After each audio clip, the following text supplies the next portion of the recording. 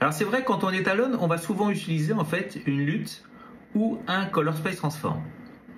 Dans quel node allons-nous placer en fait cette lutte?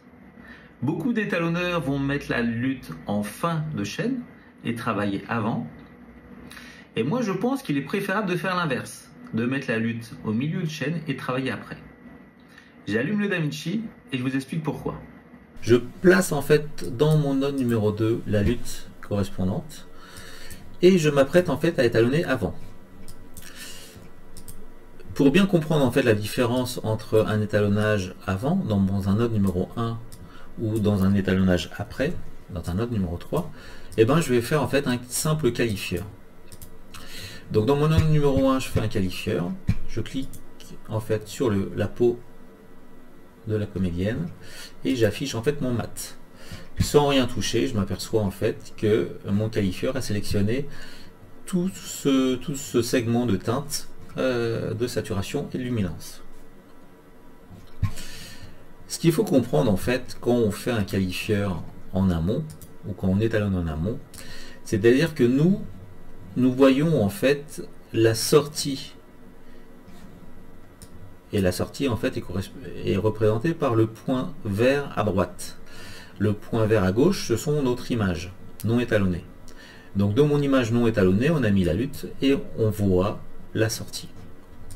Donc quand on fait en fait un qualifieur sur le node numéro 1, on ne fait pas un qualifieur sur l'image que l'on voit, mais on fait un qualifieur sur l'image non étalonnée, ce qui rentre. Et donc en fait quand je fais le qualifieur, et ben je fais le qualifieur sur cette image là, non étalonnée. Et donc voilà un petit peu le résultat quand je fais mon image, mon qualifieur sur mon node numéro 1. Je vais faire la même chose sur mon node numéro 3, un même qualifieur, et là je m'aperçois que ma sélection est beaucoup plus précise.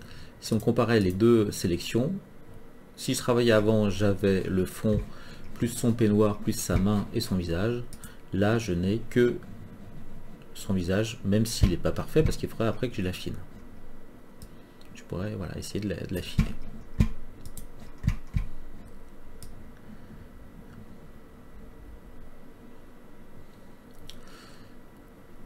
Et même en cherchant, forcément en essayant d'améliorer mon qualifieur, je m'aperçois qu'il est beaucoup plus difficile d'obtenir un résultat correct quand je travaille dans mon node numéro 1 que dans mon node numéro 3.